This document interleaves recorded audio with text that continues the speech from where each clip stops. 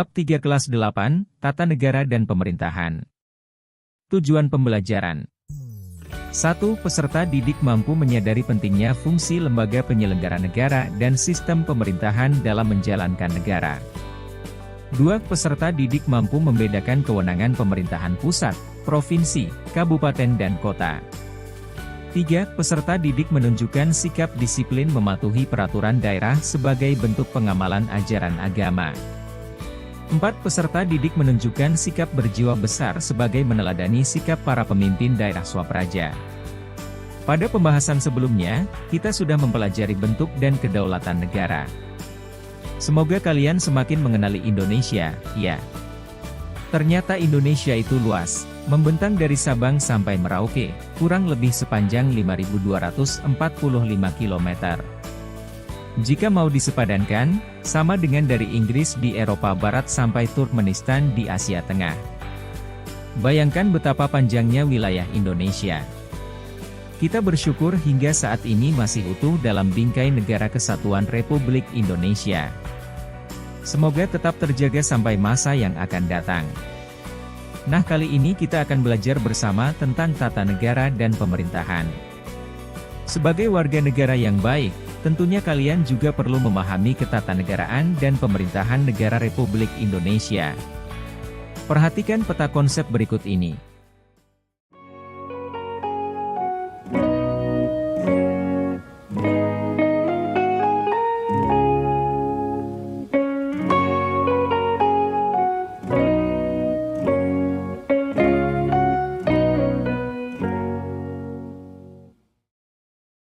Dari presidensil ke parlementer. Tahukah kalian, Indonesia pernah memasuki era demokrasi parlementer sejak diberlakukannya Undang-Undang Dasar Sementara, UUDS, 1950. Sistem pemerintahan negara Indonesia yang semula presidensil berubah menjadi parlementer. Artinya, pemerintahan dijalankan oleh Dewan Menteri atau Kabinet yang dipimpin oleh Perdana Menteri. Perdana Menteri dan kabinetnya bertanggung jawab kepada parlemen. Pada masa ini sering terjadi pergantian kabinet. Sistem parlementer membuat posisi kabinet rentan dijatuhkan oleh parlemen. Hal ini terbukti dengan terjadinya 8 kali pergantian kabinet dalam rentang waktu 1950 hingga 1959. Mulai kabinet pertama yang dipimpin oleh Perdana Menteri M. Natsir, 6 September 1950 hingga 21 Maret 1951, berakhir pada Kabinet Juanda, 9 April 1957 hingga 5 Juli 1959. Sistem parlementer juga menjadikan posisi wakil presiden menjadi tidak terlalu terlihat perannya. Inilah salah satu yang menyebabkan Wakil Presiden Muhammad Hatta mengundurkan diri sebagai Wakil Presiden Republik Indonesia. Pada 1 Desember 1956, DPR secara resmi mengabulkan pengunduran diri Wakil Presiden Muhammad Hatta. Sejak saat itu, Presiden Soekarno tidak didampingi Wakil Presiden dalam memimpin negara Republik Indonesia hingga akhir periode kepemimpinannya. A. Lembaga penyelenggara negara.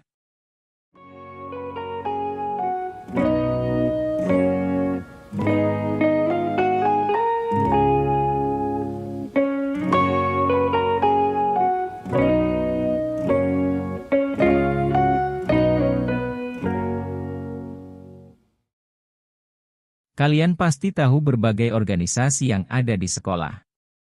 Jika kalian cermati, komposisi organisasi di sekolah merupakan miniatur organisasi negara.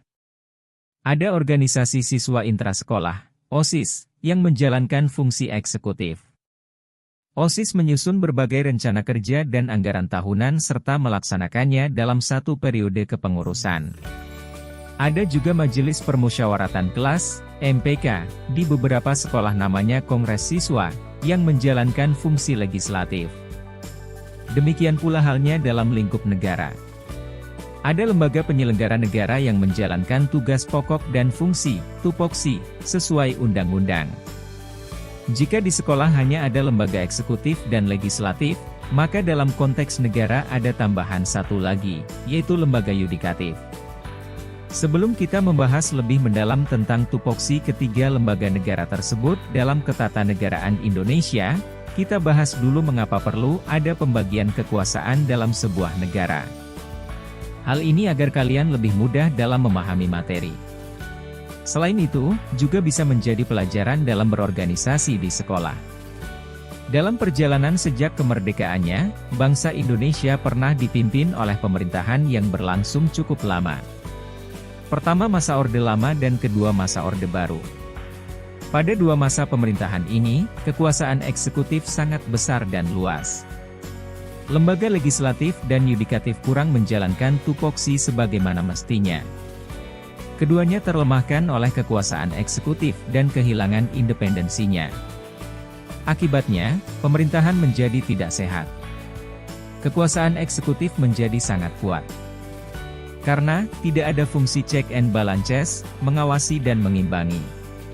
Menurut Mahfud MD, salah satu kelemahan dari Undang-Undang Dasar Negara Republik Indonesia tahun 1945 sebelum amandemen, adalah tidak adanya mekanisme check and balances.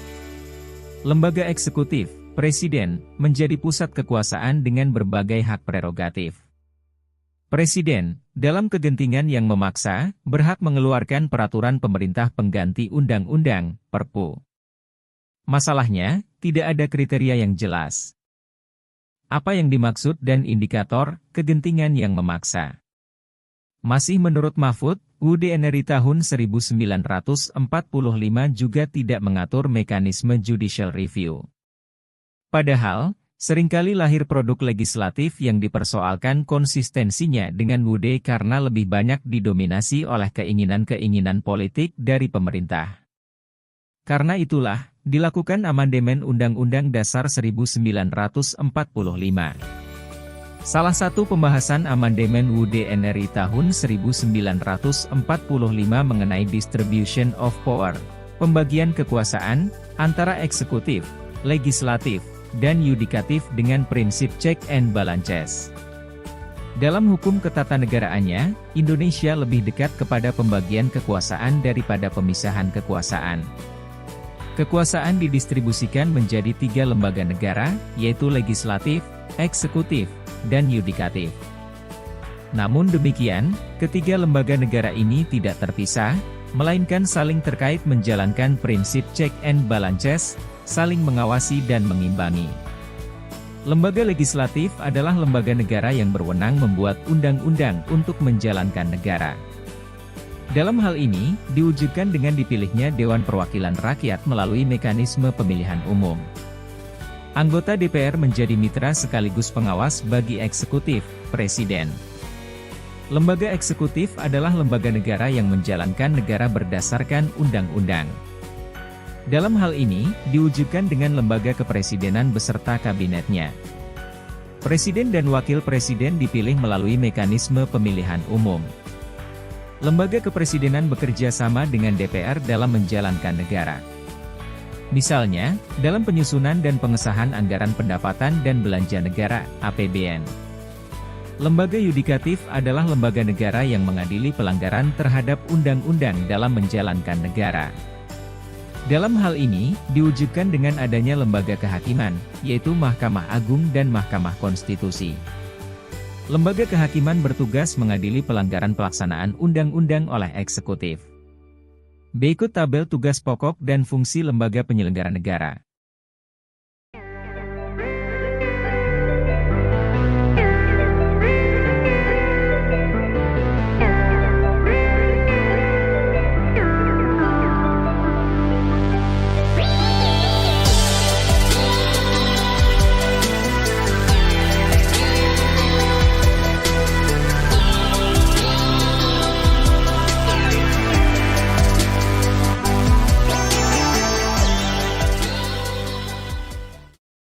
Nah, setelah mempelajari penjelasan tadi, kalian bisa menerapkannya dalam kehidupan organisasi di sekolah.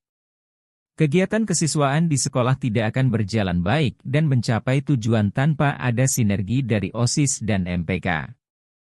OSIS mesti mampu menyerap aspirasi para siswa yang disampaikan melalui MPK.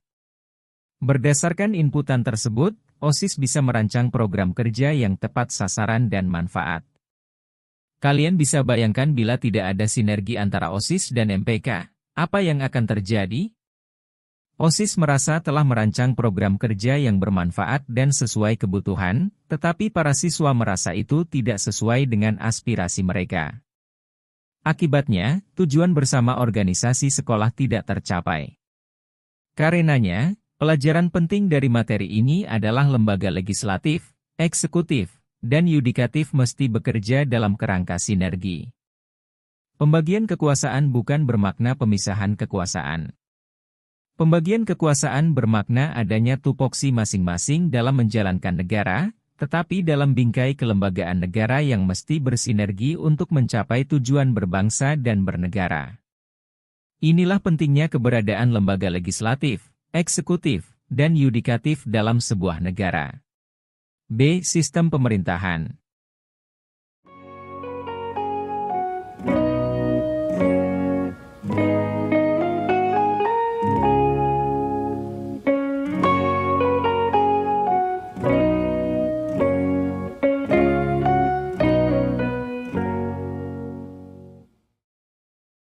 Apakah kalian pernah berkunjung ke Amerika Serikat?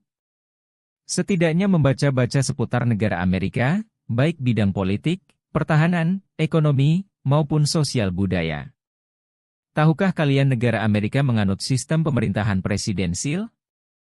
Namun demikian, apakah sistem presidensil yang diterapkan di Amerika sama dengan sistem presidensil yang diterapkan di Indonesia? Bagaimana pula dengan sistem pemerintahan parlementer yang diadopsi oleh Malaysia, Inggris, Australia, dan lainnya? Mari kita bahas bersama. Secara umum, ada dua jenis sistem pemerintahan yang berjalan di berbagai negara di dunia, yaitu sistem presidensil dan sistem parlementer. Dalam sistem presidensil, presiden berfungsi sebagai kepala negara sekaligus kepala pemerintahan. Presiden dibantu oleh sejumlah menteri yang diangkat oleh presiden. Para menteri bertanggung jawab kepada presiden, namun presiden tidak bertanggung jawab kepada parlemen. Sedangkan, dalam sistem parlementer, presiden, raja, ratu berfungsi sebagai kepala negara, sementara perdana menteri berfungsi sebagai kepala pemerintahan. Perdana menteri memimpin para menteri dalam menjalankan tugas pemerintahan. Perdana Menteri dan kabinetnya bertanggung jawab kepada parlemen. Dalam sistem parlementer, parlemen bisa membubarkan pemerintahan dengan mengajukan mosi tidak percaya. Sebaliknya, pemerintah melalui kepala negara juga dapat membubarkan parlemen dengan dasar parlemen tidak lagi mencerminkan aspirasi rakyat.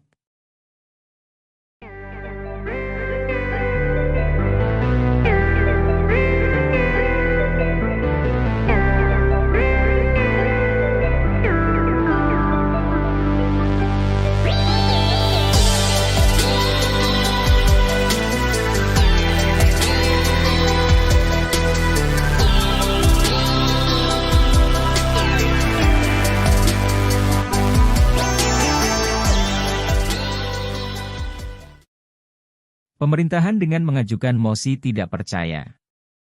Sebaliknya, pemerintah melalui kepala negara juga dapat membubarkan parlemen dengan dasar parlemen tidak lagi mencerminkan aspirasi rakyat. Dalam sejarahnya, negara Indonesia pertama kali menganut sistem presidensil. Presiden berfungsi sebagai kepala negara sekaligus kepala pemerintahan. Hal ini sebagaimana tertuang dalam Pasal 4 Ayat 1 Undang-Undang Dasar Negara Republik Indonesia tahun 1945 sebelum amandemen, Presiden Republik Indonesia memegang kekuasaan pemerintahan menurut Undang-Undang Dasar. Kemudian, mengalami perubahan mulai masa Republik Indonesia Serikat, RIS, 27 Desember 1949 sampai dikeluarkannya Dekrit Presiden pada 5 Juli 1959. Dalam rentang waktu itu, sistem pemerintahan berubah menjadi parlementer. Hal ini tertuang dalam Pasal 69 Ayat 1 Konstitusi RIS 1949, Presiden adalah kepala negara.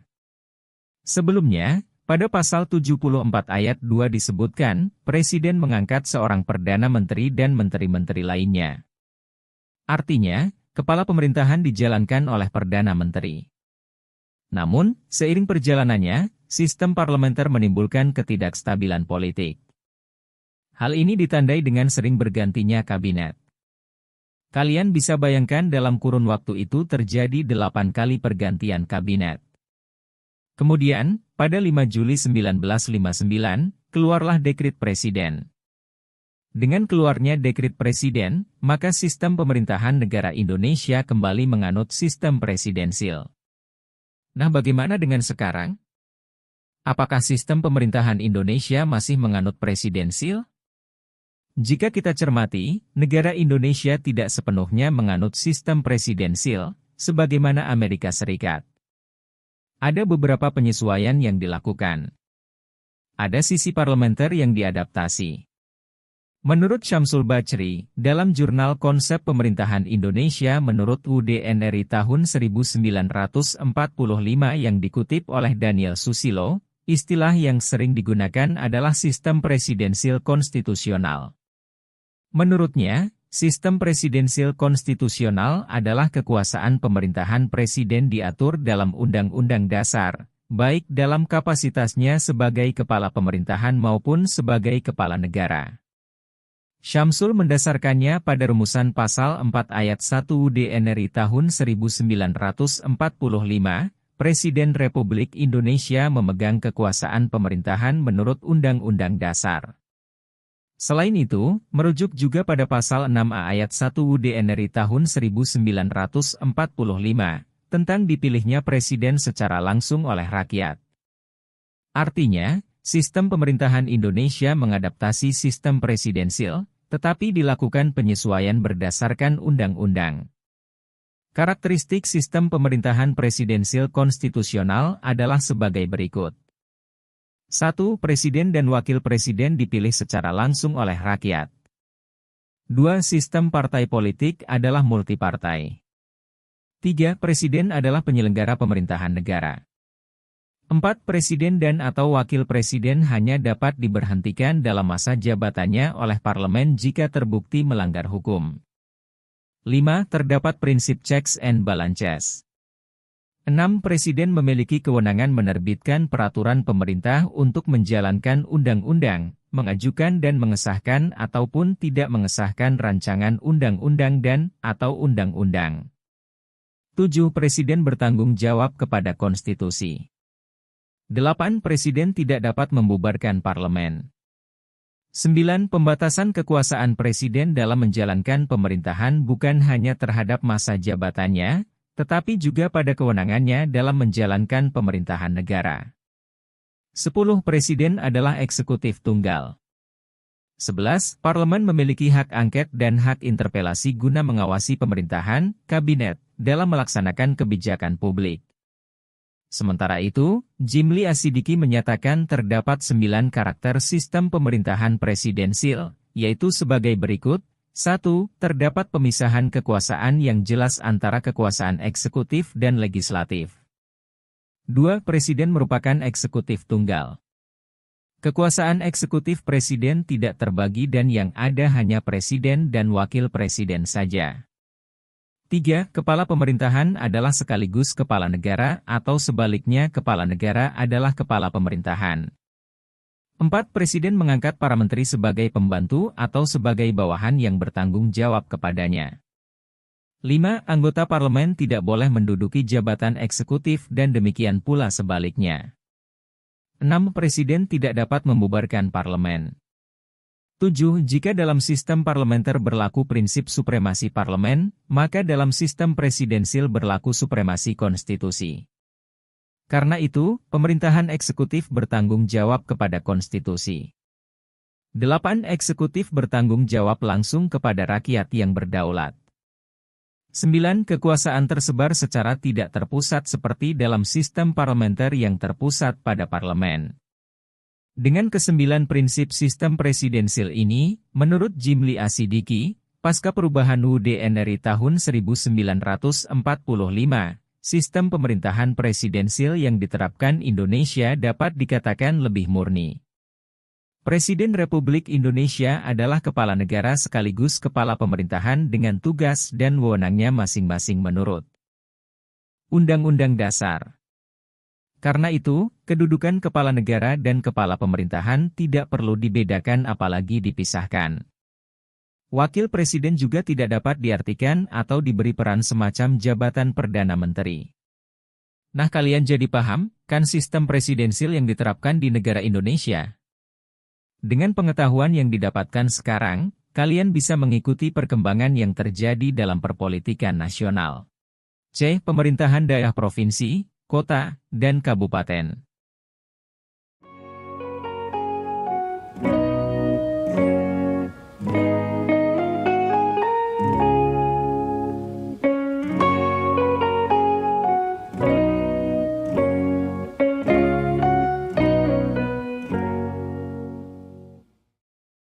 Jika diibaratkan sebuah keluarga, dalam sebuah keluarga ada orang tua dan beberapa anak.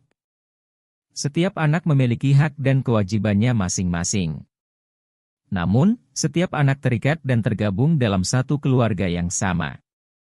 Nah, jika kita tarik dalam konteks negara, kalian pasti tahu negara Indonesia terdiri atas berbagai provinsi. Dalam setiap provinsi, terdapat beberapa kota dan kabupaten. Nah, bagaimanakah relasi antara pemerintahan pusat dengan pemerintahan daerah? Bagaimana posisi pemerintahan daerah dalam ketatanegaraan Indonesia? Inilah yang akan kita pelajari bersama. Gelombang reformasi tak bisa dibendung pada 1998. Pasca reformasi yang mengakhiri era Orde Baru, semangat daerah untuk memperoleh haknya demikian menguat. Ada yang menyuarakan untuk mengubah bentuk negara dari kesatuan menjadi federal. Ada yang menuntut sebagai daerah otonom. Ada juga yang menuntut otonomi khusus. Bahkan, ada yang sampai menyuarakan keinginan memisahkan diri dari Negara Kesatuan Republik Indonesia. Selama kurang lebih 32 tahun masa Orde Baru, sistem yang diterapkan adalah sentralisasi. Pemerintahan pusat sangat dominan, sementara pemerintahan daerah perannya terpinggirkan. Ketika reformasi bergulir, momentum tersebut dimanfaatkan daerah untuk menuntut hak-haknya.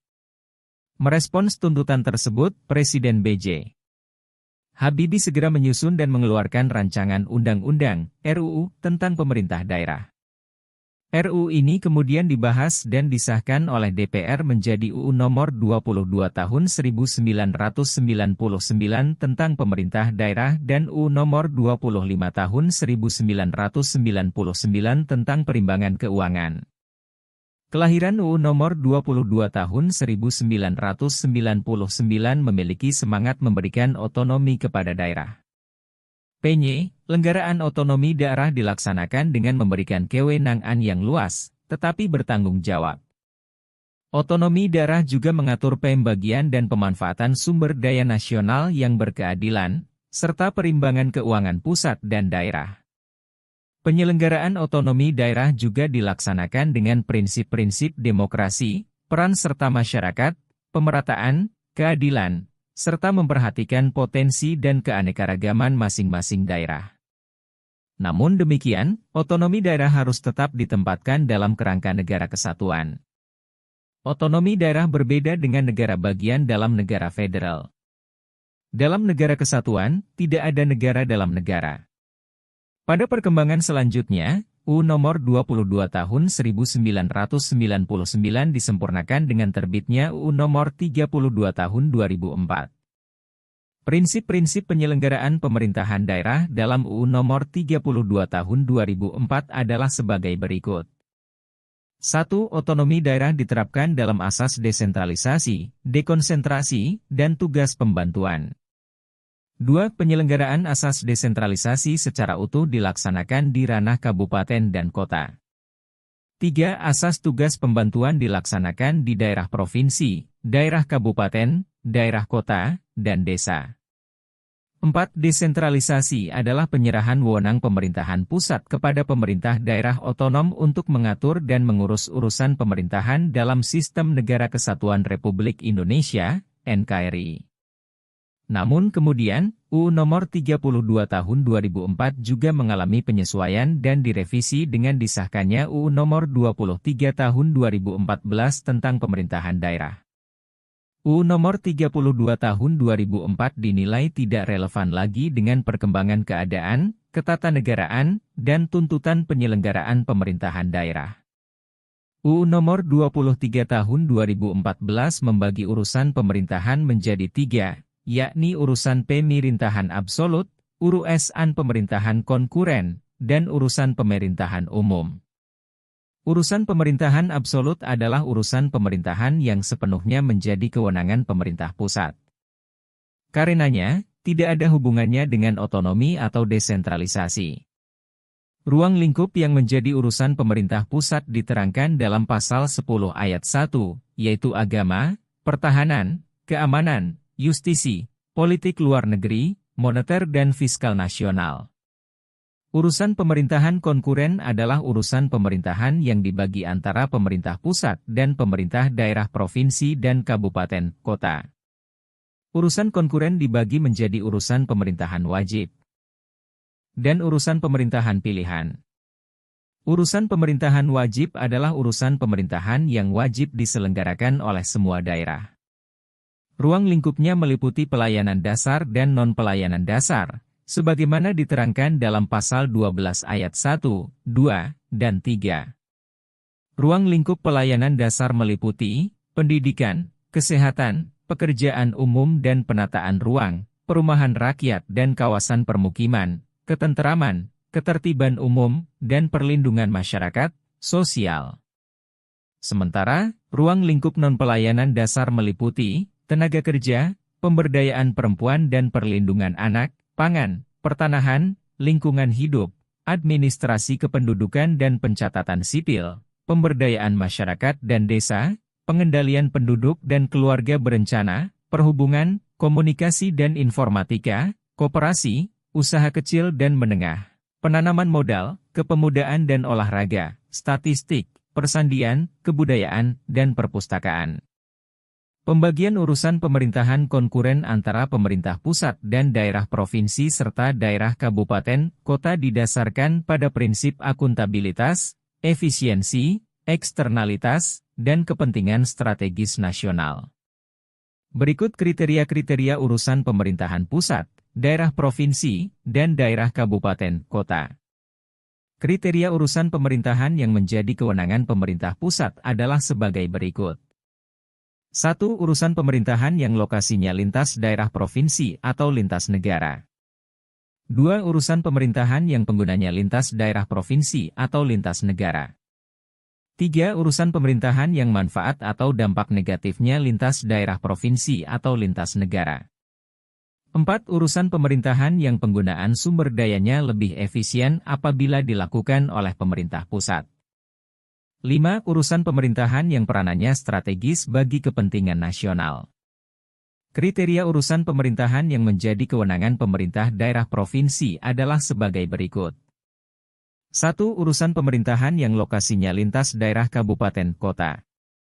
2. Urusan pemerintahan yang penggunanya lintas daerah kabupaten kota. 3. Urusan pemerintahan yang manfaat atau dampak negatifnya lintas daerah kabupaten kota. 4. Urusan pemerintahan yang penggunaan sumber dayanya lebih efisien apabila dilakukan oleh daerah provinsi.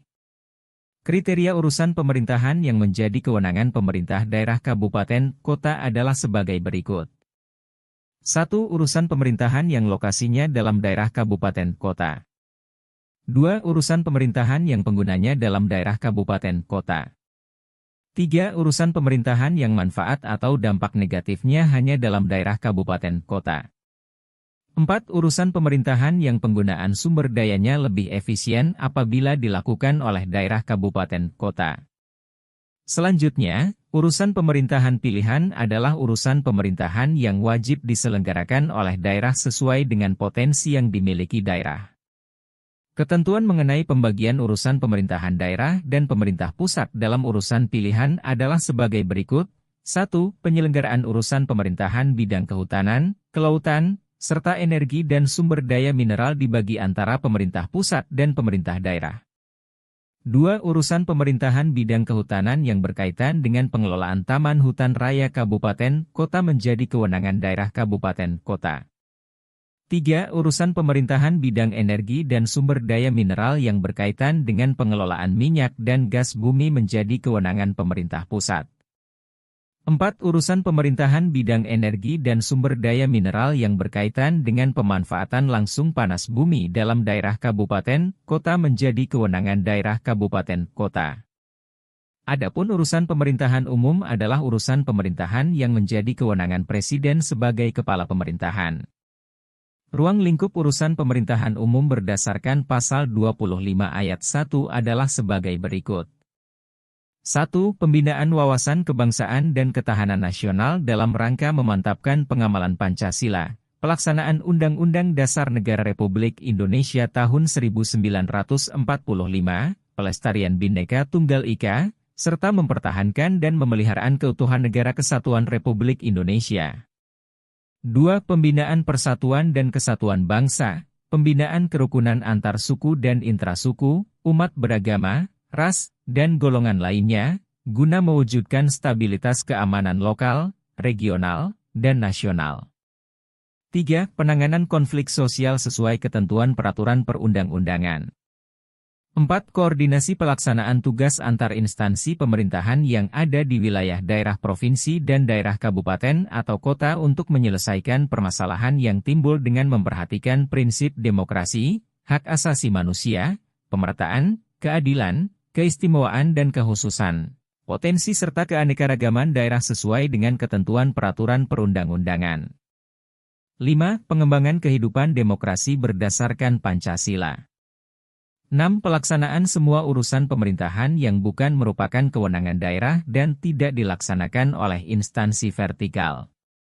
Relasi antara pemerintah pusat dan daerah dalam kerangka UU Nomor 23 Tahun 2014 dapat digambarkan dalam bagian berikut ini.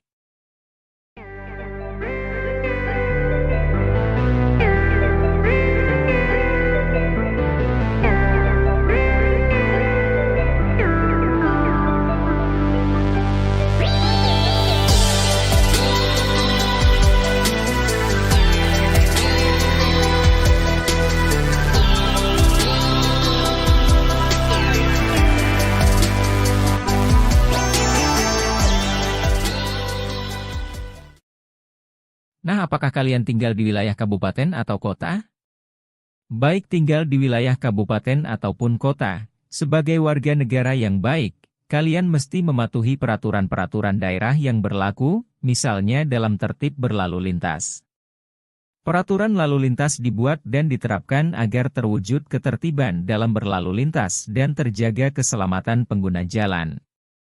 Karena itu, kalian mesti menunjukkan sikap disiplin dalam menaati tata tertib berlalu lintas. Beberapa contoh tertib berlalu lintas di antaranya adalah sebagai berikut. 1. Menyeberang di jembatan penyeberangan atau di zebra cross. 2. Tidak menyerobot lampu merah. 3. Tidak mengendarai kendaraan dengan kecepatan tinggi. 4. Berkendara di lajur jalan yang benar, tidak zigzag dalam berkendara, bergonta-ganti lajur. 5. Menggunakan helm bagi pengendara motor. 6. Mengenakan sabuk keselamatan bagi pengendara mobil. 7. Tidak menyalip kendaraan dari sebelah kiri jalan. Sikap disiplin kalian dalam menaati peraturan lalu lintas merupakan bentuk pengamalan ajaran agama. Karena, agama mengajarkan pemeluknya agar tertib berlalu lintas dan menjaga keselamatan nyawa. Bahkan, agama juga mengajarkan agar kita menyingkirkan duri dari jalan. Artinya, kita tidak boleh membuang benda sembarang di tengah jalan yang bisa membahayakan pengguna jalan. Misalnya, membuang batu di tengah jalan karena bisa menyebabkan pengendara motor tergelincir dan terjatuh. D. Pemerintahan Daerah Istimewa.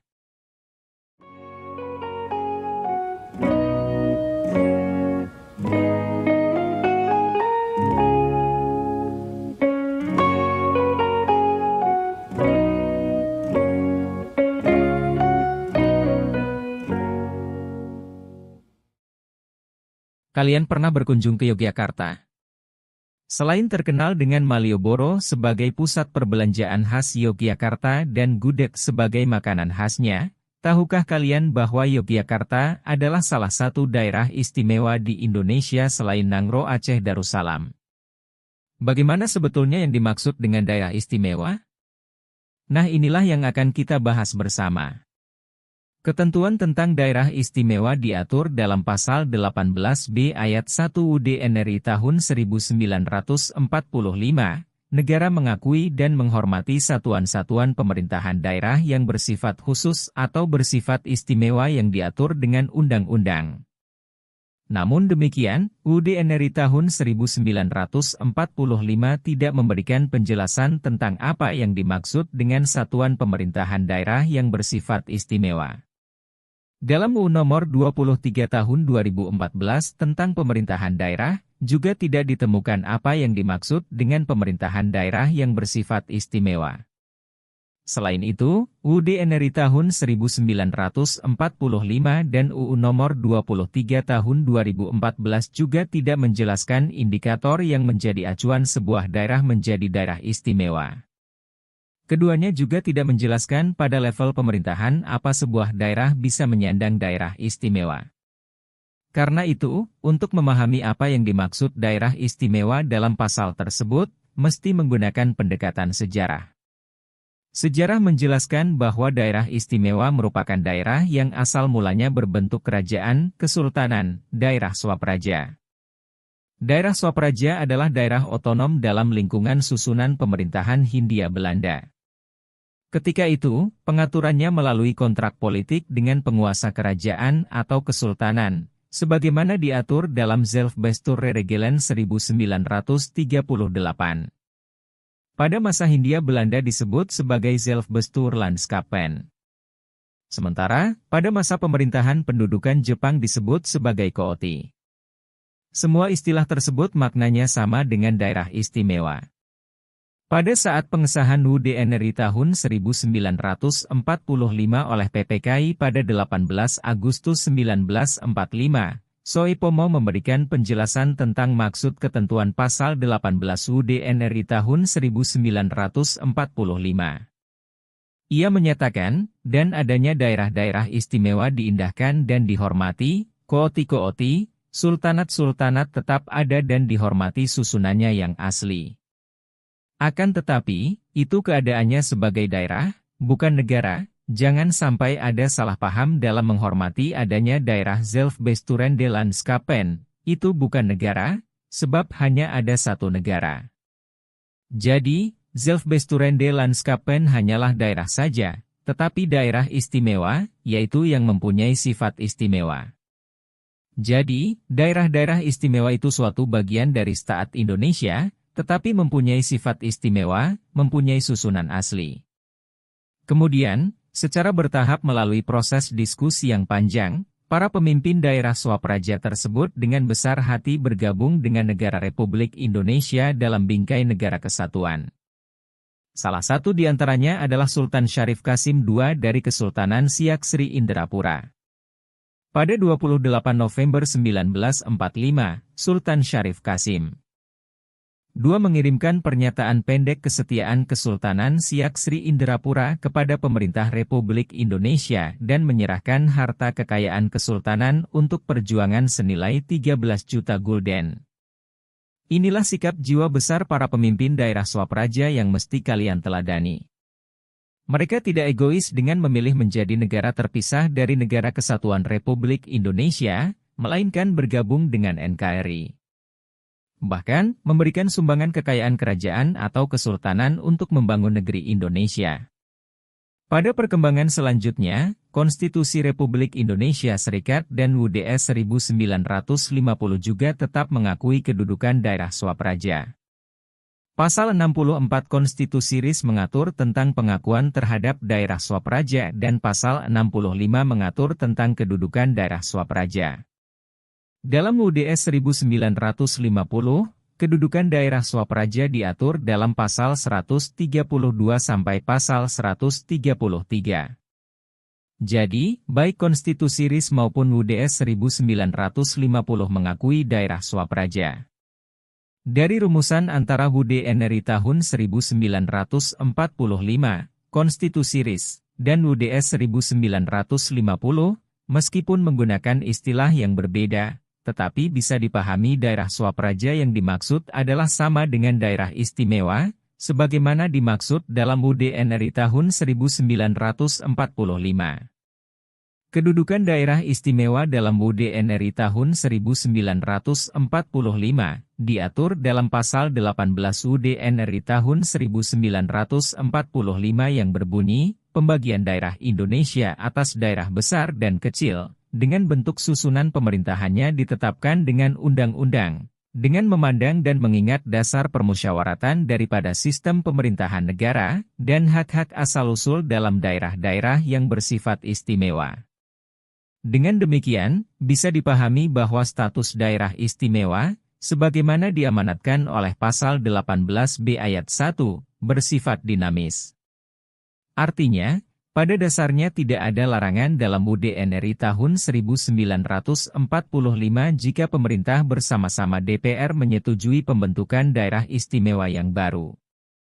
Selain itu, satuan pemerintahan daerah untuk daerah istimewa tidak dibatasi hanya pada lingkup daerah provinsi, tetapi dapat dibentuk dalam lingkup kabupaten, kota, dan bahkan desa. Sampai saat ini, wilayah yang menyandang status daerah istimewa hanya ada 2, yaitu Provinsi Daerah Istimewa Nangro Aceh Darussalam berdasarkan UU Nomor 18 Tahun 2001 dan Provinsi Daerah Istimewa Yogyakarta berdasarkan UU Nomor 13 Tahun 2012.